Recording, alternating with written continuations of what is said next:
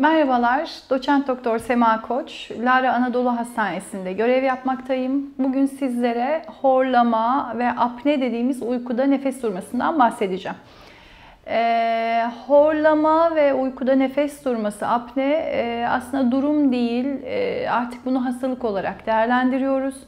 Bu hastalar bize sıklıkla sabahları yorgun uyanma, uzun süre uyumasına rağmen dinlenememiş olarak uyanma, sabahları boğazda kuruma hissi, gündüz uykululuk, uykuya dalma, dikkat ve konsantrasyon problemleri ve çabuk yorulma şikayetleriyle geliyorlar. En sık bu şikayetlerle başvuruyorlar. Biz kulak burun boğaz hekimleri olarak bu hastaları gördüğümüzde ayrıntılı kulak burun boğaz değerlendirmesi mutlaka yapıyoruz. Ve rutin pratiğimde horlama, nefes durması ile gelen hastalarıma mutlaka ayrıntılı endoskopik muayene yapıyorum. Ayrıntılı derken bu hastalarda bütün hava yollarını ayrıntılı olarak değerlendirmek gerekiyor. Endoskopik değerlendirmede burundan itibaren burun, geniz eti, özellikle küçük dil ve dil kökü bölgesini gırtlağa, soluk borusuna kadar ayrıntılı olarak değerlendiriyoruz. Daralmış alanlar var mı? Uykuda nefes durmasına neden olabilecek, hava geçişini engelleyen patoloji dediğimiz durumlar var mı? Bunlara bakıyoruz.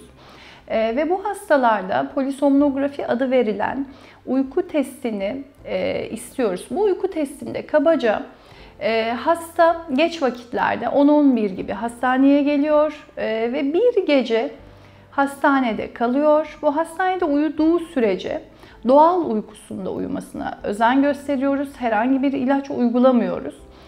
Çok uzun süre değil, bir 4-5 saatlik uyku testin güvenilirliği açısından bizim açımızdan yeterli.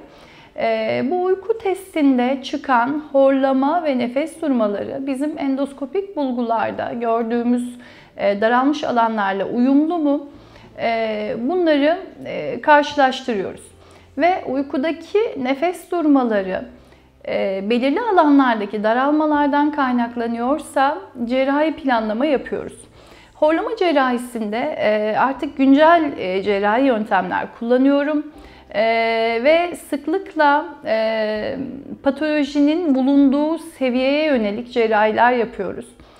Burunda problem varsa, deviyasyon, eğrilik ya da burun eti büyümesi varsa buna yönelik cerrahiler, geniz eti varsa geniz etinin alınması ve sıklıkla bu hastalarda küçük dilde sarkma veya dil kökünde büyüme, dil kökünün geriye kaçması söz konusu olabiliyor. İyi bir analizle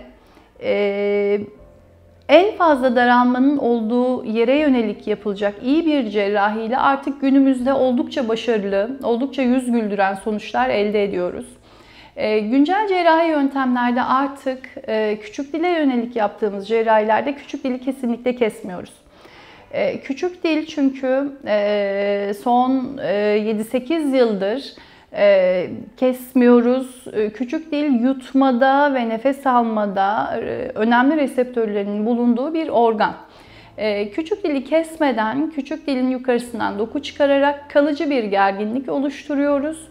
Dil köküne yönelik yaptığımız cerrahilerde dil kökünü çeneye doğru, öne doğru çekme yöntemleri ve birçok alternatif yöntemler var. Sonuç olarak şunu vurgulamalıyım ki horlama ve uykuda nefes durması önemli bir hastalık. Hele eşlik eden tansiyon, şeker, yüksek kolesterol, nörolojik hastalıklar, damar sinir hastalıkları söz konusuysa bunları da olumsuz etkileyen bir süreç söz konusu.